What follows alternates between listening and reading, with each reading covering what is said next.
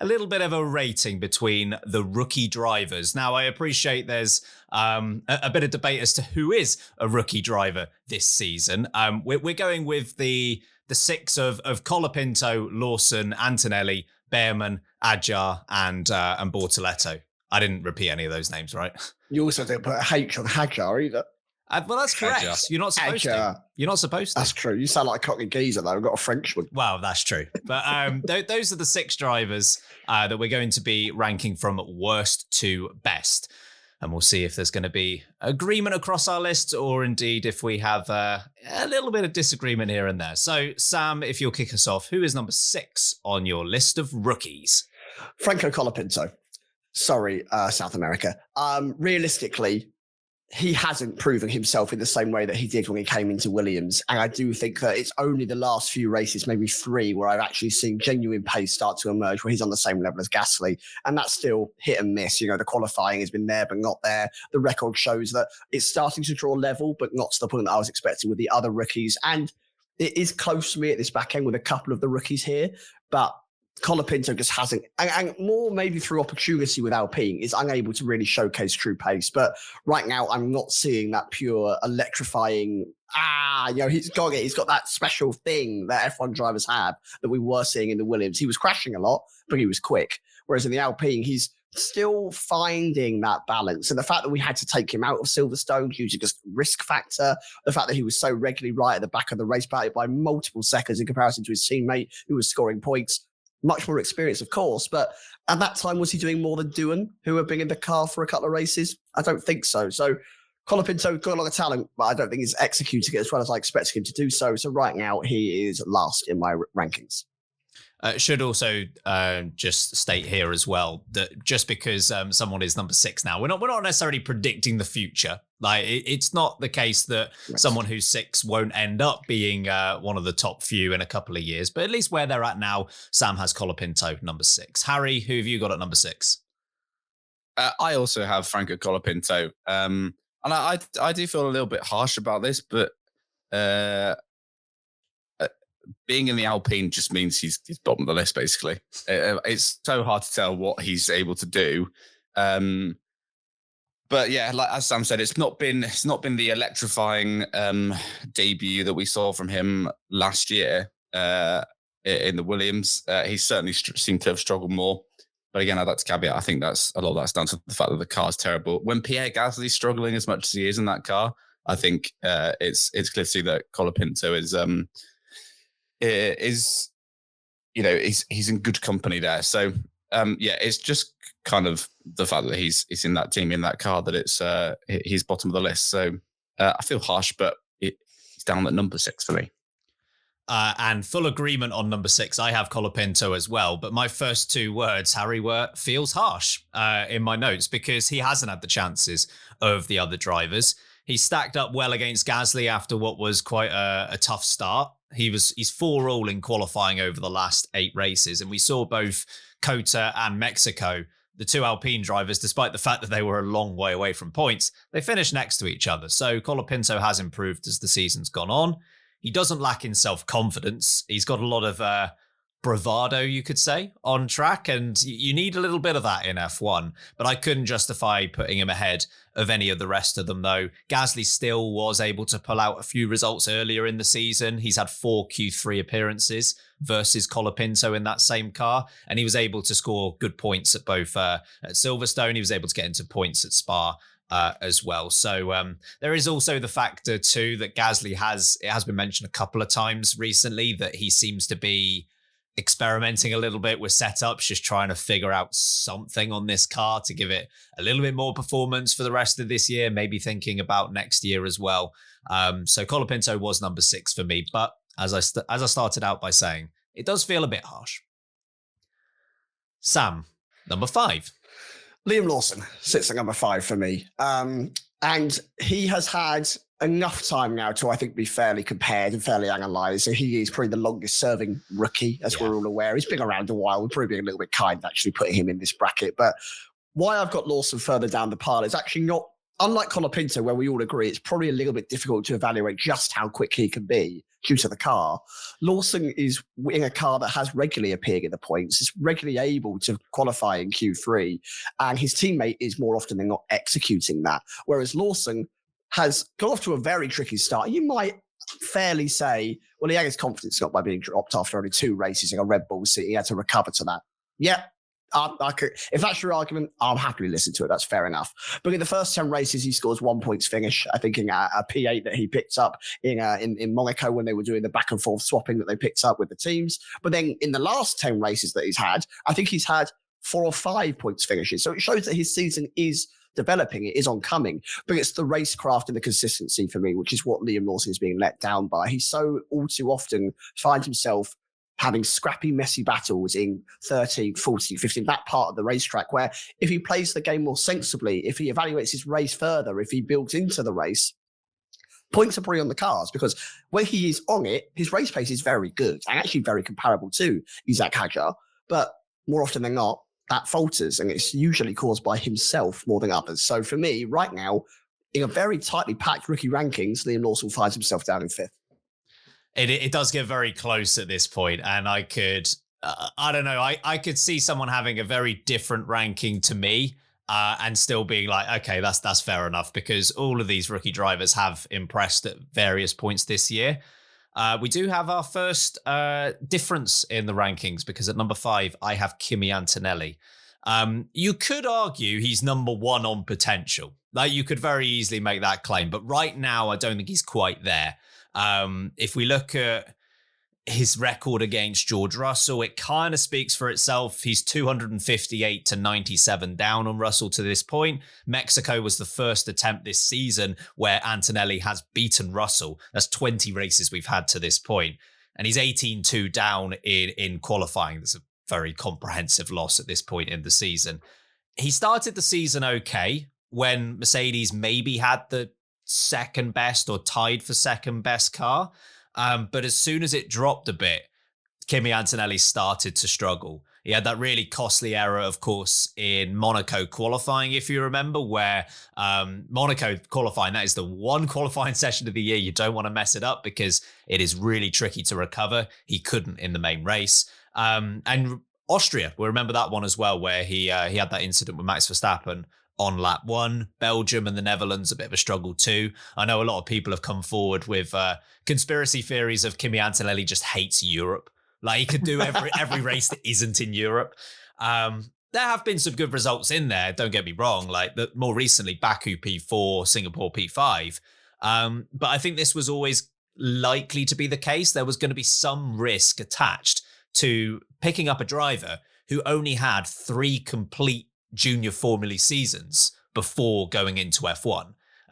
Just to compare that to a couple of other drivers like Russell, Norris and Piastri, for example, all 3 of those, you wouldn't say they hung around a lot in junior Formula, but they had 5 seasons before they made it to F1. Antonelli is working on 2 fewer seasons than that. So I think this was always kind of inevitable. A slight difference in opinion there. Sam has Lawson at 5. I have Antonelli at 5. Harry, you going to add a new name into the mix or agree with one of us? I'm going to agree with Sam. So far, me and Sam are just the same person on this, but I'm going for, as always, going for Liam Lawson as well. Look, I know he was so harshly done by at the start of the season, but can't not look past how bad it was at Red Bull. And I'm not saying he deserved to lose his seat after just 2 races, but it was poor. So that in itself, I think, lowers him down the list quite a lot. It's with these lists, it's tough as well, because you don't want to let recency bias come into effect. But he's definitely been, as you said, Sam, he's definitely been getting better as of late. But I just think overall, it's not been consistent enough over a season. I think especially as well, considering, when he came in 2023 when he was replaced in Daniel Ricciardo. He was quite an exciting talent. I think that pace is still there, but overall it's not been a great season, especially versus his more rookie teammate, which is a weird thing to say, but yes, even more of a rookie with Hadjar. So number 5 is Liam Lawson for me. I'm going to go first when it comes to number 4, and you can probably guess the reason why. It's Liam Lawson, and I'm not going to repeat your points, but I agree with what you said. Tough start to the year. For context, 5 of his first 8 races for Racing Bulls, I scored either a 3 or a 4 in our weekly power rankings. So if you're not already on Patreon, please make sure you check out the link in the description. Power rankings, all of the episodes from this year are there to be listened to. But last 10 races, you're right, have been far better than the first 10. He scored 26 points in the last 10. His teammate has scored 18. So he has been the better of the two in that stretch. And that includes a podium for Hajar in Zandvoort as well. So even with that, Lawson has scored more. Good race pace on multiple occasions. Austria, I remember we were really impressed with what he did that day with his tyre management. Baku, excellent defensive skills to claim P5. And the next step, there are 2 next steps: improved qualifying versus his teammate for sure. And yes, the wheel-to-wheel slightly scares me still. So he needs to improve there. Who's number 4 on your list, Sam? I'm flipping your list here. I've got Kimi Antonelli coming up next. Flip that. If you regard, you flip that. Sorry, that's a meme. It's a very good meme that everyone is going to know. It is a good meme, damn it. As the old people say. Good meme. Kimi Antonelli is up next. I think I'm not going to reiterate the points you just made, Ben, but the thing that stood out to me was before Mexico, the race head-to-head in Grand Prix was 19-0. Essentially to George Russell, and that says everything you need to. The fact that even with some of the issues that Mercedes have been through, some of the poor moments where the car doesn't work out, even just with the way that a season fluctuates, the fact that Kimi Antonelli only in Mexico and due to team orders with the way they had to swap back and forth, that's the only time he's got in front, across the line in front of Russell, is a little worrying. He's also only had 1 podium, of course, and that came at Canada. And I think when Russell has picked up, I think it's 8 podiums, 2 of those being victories. It just tells you that there's quite a large divide at the moment between who's leading this team and who is learning. And that's okay. He's a teenager. He's done not even a full year in F1. And as Ben said, he's barely had 3 seasons in his junior formula as well. So there's a lot to go there. There's a lot of growth to come. I do think a potential is right at the very top of this list.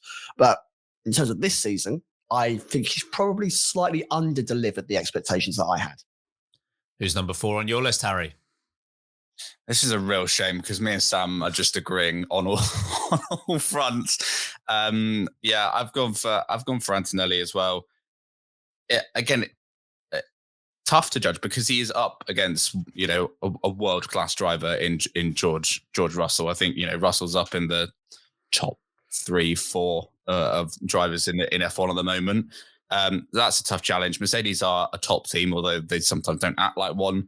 But it was always going to be a tough environment for Antonelli to come into. So it's tough on the judge because whilst Russell's doing, getting race wins and podiums all the time, it's not necessarily fair, I don't think, to say Antonelli should be doing the same, especially in his rookie year. But as you said, Sam, he hasn't beaten Russell very often. And his pace versus him fluctuates wildly. Sometimes he's right there with him. Sometimes he's absolutely nowhere. And that in itself, I think the pacing what is more worrying than anything else. I think if he was quick all the time and crashed, which we were kind of expecting from Antonelli, and he has done that, then it would be fine. But the fact that the pace does vary, in some weekends he's absolutely nowhere versus Russell, and then some weekends he's sort of there with him. That's kind of why I've lowered him down the list. But yeah, as I said, always a tough one. It was always going to be a tough challenge for him. Maybe it was too soon to go to a team like Mercedes. There's a reason George Russell did, what was then finishing school at Williams for a few years before Toto promoted him. Obviously, that's not really an option anymore. But yeah, it was going to be a tough challenge for Antonelli. But I have confidence it will improve and stabilize for him. That he will be absolutely fine. And I think even better than fine, he'll be great. But right now, it's a little bit lower down the list for him. So we know our top 3s contain the same drivers. Will they be in the same order? History indicates yes, but we will soon see. Sam, who's number 3?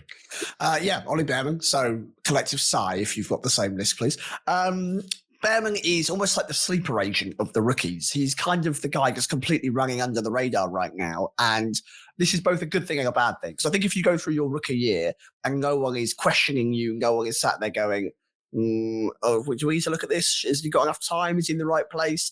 If no one's doing that, that tells me that people have confidence in you. People look at you and go, you're an F1 driver. You're good. And that's a great sign for a rookie to have. And also, he's in a car that's been poor. That Haas is regularly one of the slowest cars on the racetrack. And they get moments of brilliance where the car does seem to click well with the way that the track's working. But I think he's now had 8 points finishes across the season, which is fantastic. And in the head-to-head, he's up 13-11 in qualifying across all sessions, including sprint qualifying as well. So it shows going up a very experienced driver, solid midfield driver in Ocon, who, this podcast gives a lot of compliments to. We think he's a real gem. Ben bloody loves him, worships him. True. You see it every show. The fact that he now sits 32 points to 30 over Ocon, while it's very close in the points tally, he is hanging with the big kids in a car that is tough to drive and is very difficult to understand what his strengths are. I'd be really impressed. That 4th place that he picked up at Mexico tops it off as a really strong season so far for him. Unlike Bortoleto and Hadjar, who I have left, he hasn't had that almost like crowning moment, that breakthrough moment. Maybe that 4th place was, and I didn't want to scare too much more recency bias, but I've been impressed, and I think he's really come along as the season's come on. That's the right way to be. You don't want to start strong and finish down in the lower end and go, oh, well, he's kind of fizzled out. It's gone the other way for me. He's picked up continually as the season's run on. So hopefully it carries on the last few Grand Prix. I think he's got a lot of talent to give to F1. Harry, who's number 3? You'll be pleased to know, folks. Whoa. It's Gabby Bortoleto. So we haven't agreed all the way. Content survives. I've gone for Bortoleto number 3. These top 3, or the last 3 on our list, I've actually found kind of tricky to order because they've all had great moments this year that could sway them in this list. I've gone for Bortoleto. Look, Bortoleto has been really impressive. I think more impressive than perhaps I thought he was going to be. Again, I would the reason he hasn't got higher up on the list for me is he whilst impressive, and especially he had a good streak against Nico Hulkenberg especially in qualifying, but also in race trim as well. Whilst that has been very impressive, for some reason, as we said, Hulkenberg just went missing after Silverstone, but appears to be back again.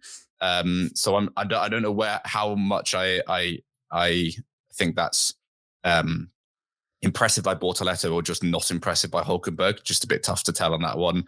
And at the start of the season as well, which is fair because it was the start of his rookie year and the car was trying to kill them every time they got in it. I don't think he fared too well against Hulkenberg in that scenario too. But so yeah, the fluctuation there is why he's got 3rd on my list. But overall, been very impressed by Bortoleto. Fernando's training him very well with all of his lessons on track. And I think he's got the makings to be a really, really great driver. And for Sauber/Audi with Hulkenberg and Bortoleto, it's a good little lineup they've got there. So it's been an impressive year so far from Bortoleto, but he's number 3. Well, in the blue corner we have Gabriel Bortoleto. In the red corner we have Ollie Behrman. I'm going to change the whole game and introduce the 3rd contender in here. Number 3 for me is Isaac Hadjar, the Rizzler. Qualifying, he's number 1, no doubt whatsoever. He has been, I was thinking about this the other day. I think he's been the best rookie qualifier since Russell or Leclerc. I don't think anyone since then has been better at qualifying in their first year than Isaac Hadjar. Russell was tough to evaluate in his first year of qualifying because he was against Kubica in that Williams, but I think you have to go back to 2018 or 2019. He's had 12 Q3 appearances, super impressive, the most in the midfield. And when he qualifies in 10th place, that's in his worst half of qualifying performances this year. That's how good he's been on a Saturday. I was impressed straight away on his 1 lap pace. Like he was P7 in both the 2nd and 3rd race of the season. It didn't take him very long whatsoever to get up to speed. The only reason I've got him 3rd and not slightly higher up is, and maybe it's car related to an extent, but he has struggled in terms of race pace a little bit in the second half of the season. There have been a few instances where tyre wear seems to have got the better of him. The Canadian GP immediately springs to mind. Last time out in Mexico, of course, he was in a good position, only to then fall outside the top 10. And he's only had 3 point scoring finishes in the last 11 races. So that's why I've got him third. But we are, as Harry would say, we are splitting onions at this stage. Oh, yeah. Don't cry about it. Harry, who's number 2 on your list? I've gone for Isaac Hadjar or Isaac Hadjar. Isaac Hadjar. How do we say his name? I don't know. Yeah, look, I agree. Hadjar's been so impressive this year. I think whilst Bortoleto surprised me, I think Hadjar's been the surprise of the season for me. Especially given where he was at race 1. He was in the wall on the formation lap. And that's not a great way to start your career. But from then on, he's been super impressive. And as you said, Ben, especially in qualifying, like super, super fast. And I think whilst the I think in race pace, and maybe that's just the Racing Bull car, he's not been as good. He's had some super impressive races. And it's the fact that his qualifying has been so good in a year where a lot of races have been defined by qualifying. Really useful to be really good at qualifying. So Hadjar sort of done all the hard work on a Saturday this year, and it's been very impressive. So I think he's got great potential for the future. Does Isaac? I just hope they didn't put him in the Red Bull, which we'll get onto later. But yeah, so far he's been super impressive. So he's number 2 on my list. Sam, who's runner up? Gabby Bortoleto is runner-up for me. I've been so impressed with Gabby Bortoleto, and I think the numbers are deceiving in his battle against Nico Hülkenberg because he sits 19th currently in the drivers' standings. He is well behind, it would seem, in the points. I think it currently stands at 22 points behind, or actually, if you took away the podium, the one-off podium that Hulk picked up in Silverstone, which, whilst a brilliant drive, it was one of those days where right place, right time, it could have been you kind of thing. That gap comes down to just 7 points. And I do think that the pace that Bortoleto is displaying more often than not is consistently better than Hülkenberg, especially in this mid-section of the season where the Hulk has gone missing. We have multiple times commented that he's just not turned up for qualifying, not turned up for the races. And yet, Gabby Bortoleto is so regularly trying to pluck away for a point here or an unlucky 11th place there. And it's impressive the way, like even in Mexico, the way we saw him come back through the field and fight back through. His will-to-will racing is phenomenal. You can trust him to go racing. And he's learning all the time. You see the way that Alonso's taking him to school 2 or 3 times this season. But he hasn't had to take him to school again for the same thing because he's learned and he's developed and he's growing. And hey, if you're going to class, kids, you've got to come away with a bit of knowledge. That's what Professor Fernando tells you. Thanks, Dad. Thanks. So I've got a lot of love for Bortoleto. I've been really impressed with just how well he's held his own amongst some very, very talented race drivers. And I think he's beating a lot of people around him this season in terms of pace and actual ability that have been here a lot longer than him. But unfortunately, with the way that the cars have fallen and the way that the cars developed, he's so far down the Drivers' Championship. So I do think that the numbers are a little deceiving and it makes him look a little hard done by. So Audi have got an absolute gem on their hands. I've got Bortoleto at number 2 as well. First 10 races, no points. Last 10 races, 19 points and 5 points finishes as well. 5 points finishes in the last 10 races is more than Gasly, Tsunoda, Ocon, Lawson, Stroll, Behrman, Sainz, Hadjar, Hülkenberg and Albon. Like he has been consistently a feature in that top 10. He's 10-all with Hülkenberg in races. He's 11-9 up in terms of qualifying. Hülkenberg's a pretty good driver as well, even if he did go missing for a few races. And I was just thinking, like, there's very few times this year that you can honestly say after a Grand Prix or after a weekend, Bortoleto was just off the pace. Like that's been very, very rare. Sure, that Sauber was just dire to start the year, but so was Hülkenberg in the same car. It's very rare this year that we've gone, yeah, Bortoleto just really struggled. Hülkenberg seemed to get a lot out of the car and he didn't. So yeah, very good. Alonso's lessons have taught him well and will continue to teach him well, I'm sure. Which means number 1 on your list, Sam, is Isaac Hadjar. The Rizzler. What a boy. I just love him. I just love that guy. He's so he gets bogus points for just being cool. And that works for me. Coolness works. That's why Daniel Ricciardo is one of the best. It's just cool. And Hadjar fits into that same category for me. I'm so amazed with how he's turned up to this because I was really unsure with the way that the F2 battle went between him and Bortoletto the season before. It was really hard to know how they would stack up amongst the likes of Behrman and Antonelli and Colapinto when they were coming in, because whilst they were fighting for the championship, we've seen it where champions haven't progressed. You look at Mick Schumacher, for example, had some all right races, had a couple of good results. It never really worked out for him. So when you've got these two title contenders coming into cars that are difficult to drive, difficult to get results out of, he has been phenomenal, especially when the first race, he doesn't even make it through the formation lap. And cries his heart out. So at that moment, I think he won us all over emotionally, but he had to win us over with his talent. And he has gone from strength to strength after that point. His average qualifying result is 9.6, right? So that sits him as one of the best qualifiers, a high of 4th, a lowest of 16th. That's really great in a car like that. But his race positions are converted directly from that point as well. He's only on average 1 place behind his qualifying places. That's phenomenal. He's on 10.8 or something like that in terms of an average finishing position. Highest of a podium, which he picked up in Zandvoort. Now, I know he got gifted back a little bit from the Lando Norris breakdown, but he was 4th on talent alone, on skill. You know, he was out driving that car, and that 4th would have been enough to still get the same praise from me. Doesn't matter if it's a 3rd or a 4th in that case. He earned being right up there, and his consistency on that front has been brilliant. I think you could easily look at recency bias and say the last few races haven't been fantastic. And you're right. The tyre wear in Austin got the better of him. The tyre wear in Mexico got the better of him. He's a rookie. He's going to have something to learn from. That's the point. He's got to develop somewhere. Can't be the perfect driver. But the things he's doing well are his raw pace. And qualifying in Formula One is, I'm going to state the obvious, very important. And he has got that down to a T. You can't teach raw pace. It's something you just have to be able to bring. And he's got that in spades. You can teach tyre wear. You can teach a bit of race management. And for the most part, he's been excellent. And his wheel-to-wheel racing, as I mentioned with Bortoletto, is right up there as well. He's so trustworthy wheel-to-wheel. So rarely makes a mistake that causes another driver a problem. Even when him and Bortoletto were battling in Mexico, you trusted the two of them to get the job done. It was great to watch. I have just been enamored with him this season. He's a real character. His driving is amazing. I love how passionate he is over the radio. He will be in Formula One for a very, very long time. So he's number 1 on my rookie list. Hadjar's not top of your list though, Harry.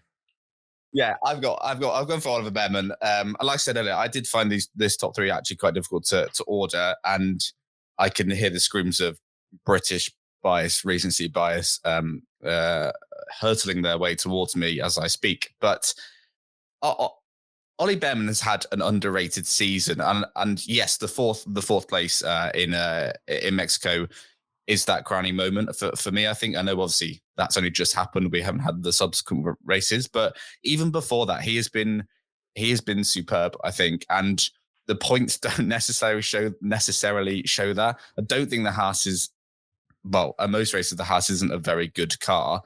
Oliver Behrman just kept getting P11s because no one retired or nothing else happened in front of him that meant he could actually pick up more points. But I think his performances have deserved more points than he's actually got. He's obviously ahead of Ocon in the standings, and we know Esteban Ocon is no slouch.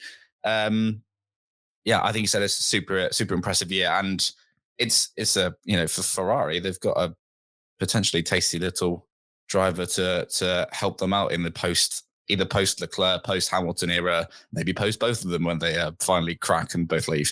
But they've got a nice junior driver on their hands there. I think Behrman's been super impressive, and like I said, I think it's sort of flown under the radar somewhat because a lot of his great results have been P11s, basically in the car. I don't think is necessarily deserving of being in that spot. So Behrman is top of my list, and I don't care. British bias. Behrman is also top of my list. I don't care. British bias. I'd have had him number 1. Okay, because a lot of people are either going to say British bias or recency bias, and hey, some of you might hit the jackpot and say both, but I would have had him number 1 before Mexico. I think he was really unlucky earlier in the season not to benefit from these really low attritional races. Like, he was 10th in Japan when 20 drivers finished. He was 10th in Bahrain when 18 drivers finished. If there's a little bit more chaos in either of those two Grand Prix, he picks up more than just 2 points there. And you're right, Harry, with the string of P11s that he's had, he has been far more consistent than what he's given credit for. he's been in the top 12 in 14 of the 20 races so far this year. The problem is 7 of those 14 have either been 11th or 12th. Now, of course, for the point standings, that doesn't mean anything. But in terms of showing who seems to have it week in, week out, I think it does prove something. He has more top 12 finishes this year than Antonelli and Albon. He's, apart from the top 6, he's ahead in that category. So I've been impressed by his race pace all season long. Does need to work a little bit on qualifying, but based on Ocon struggles in qualifying as well, I have to lean towards that being an issue with the car rather than an issue with him. So I've got Behrman number 1 as well. Sam, just to summarize your top 6. Yeah, in 6th, I had Colapinto. In 5th, I've got Liam Lawson. In 4th, Kimi Antonelli. 3rd, Ollie Behrman. 2nd, Gabby Bortoletto. And 1st, the qualifying king of the rookies, the undisputed champ. He's a Kadjar. He's the boy. And Harry, your top 6 was? 6th, I had Colapinto. 5th, Liam Lawson. 4th, I had Antonelli. 3rd, Gabby Bortoletto. 2nd, Isa Kadjar. And then number 1, Oliver Behrman. An underrated, consistent year from the British rookie. Yeah, and I had Colapinto number 6, Antonelli at 5, Liam Lawson at number 4, Isa Kadjar at number 3, Gabriel Bortoletto at number 2, and I had Oliver Behrman at number 1. Very underrated throughout this year, showing really impressive race pace even this early in his F1 career. That's our top 6s. I'm sure there's going to be disagreement from people abound. So let us know. Were we wrong with this list? Would Jack Doohan have been number 1 if he was included? Let us know. And we'll do our best to respond and tell you why we're right and you're wrong. But your opinions are very valid, of course.